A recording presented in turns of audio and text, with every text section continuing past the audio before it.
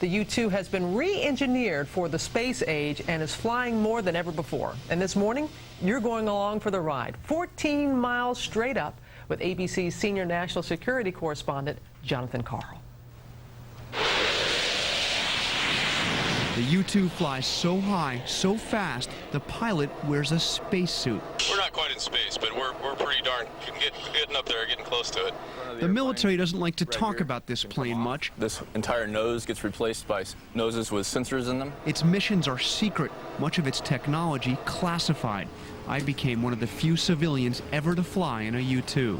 Up at 70,000 plus feet and climbing, there simply is no other aircraft in the entire world that is flying higher, with one exception, and that's the space shuttle.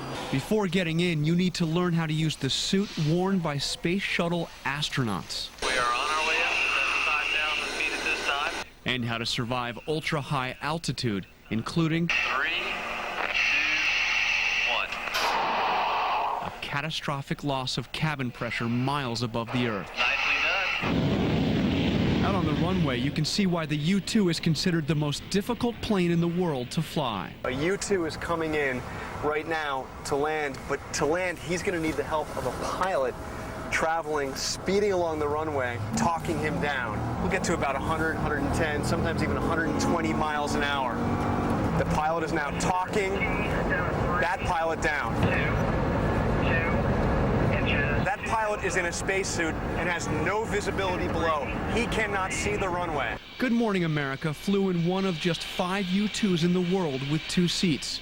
I shot these pictures over the California coast. You actually see the curvature of the Earth, where the atmosphere ends and space begins. It's beautiful and dangerous, as my pilot, Major Greg Coach Nelson, explains. If we were to lose cabin pressure at this altitude without the spacesuit protecting us, your blood would begin to boil, and you wouldn't hardly even notice that there's a problem because you'd be killed so quickly. The U-2 is known for its detailed photographs that can be taken through clouds. But the U-2 can also listen, eavesdropping on conversations 14 miles below. That has made the U-2 in demand more now than at any time in its history. Yet there are only about 80 people in the world today qualified to fly this plane. All right, there we go. Back on Earth, I was greeted by some of these elite pilots.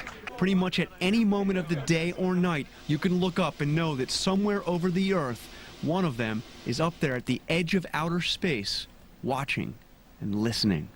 For Good Morning America, Jonathan Karl, ABC News, Beale Air Force Base, California. Well, you never know. Did they hear you say Good Morning America? 80 pilots. That's it. What an elite group. Oh, that's an astonishing report. Thank you, Jonathan Karl. Coming up next.